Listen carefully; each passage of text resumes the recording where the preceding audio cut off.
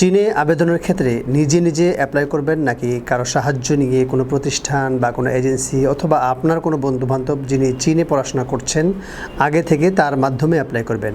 এই বিষয়টা আসলে একটু খেয়াল করার বিষয়। আপনি যখন চিন্তা করেন যে উচ্চশিক্ষার জন্য আপনি চীনে যাবেন, তো প্রথমেই আপনি চিন্তা করেন যে কোন ইউনিভার্সিটিতে যাবেন, কোন সাবজেক্টে পড়বেন এবং কিভাবে অ্যাপ্লাই করবেন। তো এখন যেহেতু অনলাইনের যুগ এবং ওয়েবসাইটের মাধ্যমে আপনি সব কিছুই ঘরে বসেই মোবাইলের মাধ্যমে দেখতে পাচ্ছেন, সেই জায়গা থেকে আপনি যে কোনো ওয়েবসাইটকে সার্চ করলে আপনি ওয়েবসাইটে পেয়ে যাচ্ছেন এবং অ্যাপ্লাইয়ের যে প্রক্রিয়াটা আছে সেই প্রক্রিয়াটা আপনি যদি চান নিজে নিজেও অ্যাপ্লাই করতে পারেন। তো আমি সাজেস্ট করব, যদি আপনার সেই সক্ষমতা থাকে বা আপনি যদি পারেন বা আপনার কাছে যদি যথেষ্ট ইনফরমেশন বা নলেজ থাকে, তাহলে অবশ্যই আপনি নিজে নিজে অ্যাপ্লাই করবেন। নিজে নিজে অ্যাপ্লাই করলে কি হচ্ছে সেটা হচ্ছে কি, আপনি কনফার্ম থাকতেছেন যে আপনি কোন ইউনিভার্সিটিতে অ্যাপ্লাই করছেন, কিভাবে অ্যাপ্লাইটা করছেন এবং সেই অ্যাপ্লাইয়ের মাধ্যমে আপনি কি পরিমাণ স্কলারশিপ পাচ্ছেন। তো সমস্ত বিষয়গুলো যখন আপনার কাছে পরিষ্কার থাকবে, তাহলে আপনি নিশ্চিন্ত থাকলেন, আপনার ভিতরে কোনো কনফিউশন থাকলো না, কোনো দ্বিধা দ্বন্দ্ব কাজ করলো না। তো সেই জায়গা থেকে যদি আপনি নিজে নিজে অ্যাপ্লাই করতে পারেন, আমি আপনাকে বলবো যে অবশ্যই আপনি নিজে নিজে অ্যাপ্লাই করবেন। তো আমাদের দেশে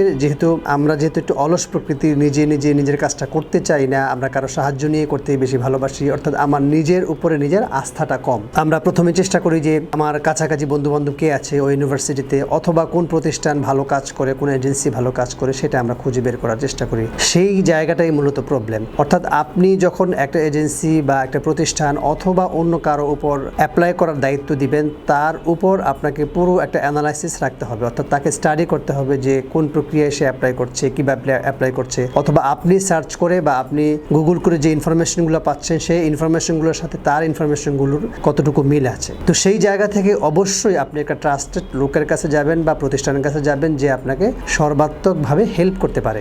আপনি যদি নিজে অ্যাপ্লাই করতে না পারেন, তাহলে আপনি যার মাধ্যমেই যান বা যাকে আপনি অ্যাপ্লাই করতে দেন, তাকে আপনি বিশ্বাস করতে হবে প্রথমে এবং তার সম্পর্কে জানতে হবে এবং তার উপরে কতটুকু আস্থা আছে আপনার, অথবা সে আপনাকে কতটুকু আস্থায় নিতে পারে, সেই বিষয়টা আপনাকে আগে নিশ্চিত হতে হবে। তো আমি মনে করছি আপনি যদি নিজে নিজে প্রথমেই অ্যাপ্লাই করতে পারেন তাহলে অবশ্যই ভালো। যদি না পারেন তাহলে আপনার ইনফরমেশন বা যে ইনফরমেশনগুলো আপনি জানছেন সেই ইনফরমেশনের মাধ্যমে আপনি কার মাধ্যমে অ্যাপ্লাই করছেন, কোন প্রতিষ্ঠানের মাধ্যমে অ্যাপ্লাই করছেন এবং সেই প্রতিষ্ঠান কতদিন যাবত কাজ করছে এবং তাদের প্রিভিয়াস রেকর্ড কেমন, সেই সমস্ত বিষয়গুলো আপনার জন্য জেনে নেওয়া অবশ্যই কর্তব্য।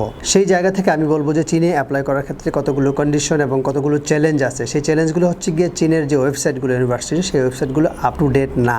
সেই জায়গা থেকে আপনি চীনের যে ইউনিভার্সিটিগুলোতে অ্যাপ্লাই করবেন, যেহেতু ওদের ওয়েবসাইটগুলো ওরা ইংলিশ ভার্সনে অত বেশি আপ টু ডেট থাকে না, আপডেট থাকে না, সেই জায়গা থেকে আপনার অনেক ইনফরমেশন পাইতে প্রবলেম হয়। তো যারা এই কাজগুলো নিয়মিত যথাযথভাবে করে থাকে তাদের কাছে ইনফরমেশনগুলো আপডেট থাকে। সুতরাং আমার কাছে মনে হচ্ছে আপনি যদি সেইটা না পারেন, অবশ্যই একটা ট্রাস্টেড প্রতিষ্ঠানের কাছে যান বা কারো কাছে যান যে আপনাকে এই ব্যাপারে সম্পূর্ণ সাপোর্ট দিতে পারে। এবং আপনি একটা প্রতিষ্ঠানের মাধ্যমে সাপোর্ট নিলেও আপনার কাছে প্রত্যেকটা ইনফরমেশন পরিষ্কার এবং ক্লিয়ার থাকতে হবে, কারণ ওখানে ব্যাচেলর বা ডিপ্লোমা যেই প্রোগ্রামে আপনি যান না কেন, সেইখানে 3 থেকে 4 বছর আপনাকেই সার্ভাইভ করতে হবে, আপনি সেখানে থাকবেন, ইউনিভার্সিটির সাথে ডিল করতে হবে আপনাকে। সুতরাং যে ইনফরমেশনগুলো আপনার এখানে থেকে জানা দরকার, সেই ইনফরমেশনগুলো অবশ্যই এখানে থেকে আপনি জেনে যাবেন, কারণ এমন কোনো মিস ইনফরমেশন যদি আপনার কাছে থাকে যেটা আপনি আগে জানতেন না, ইউনিভার্সিটিতে যাওয়ার পরে আপনি পাইলেন এবং দেখলেন যে আপনার কাছে এই ইনফরমেশনটা আগে থেকে না থাকার কারণে আপনি তাৎক্ষণিকভাবে অনেক সমস্যার সম্মুখীন হচ্ছেন। তো আমি মনে করবো আপনি যদি নিজে নিজে অ্যাপ্লিকেশন করতে পারেন, অবশ্যই নিজে নিজে অ্যাপ্লিকেশন করবেন,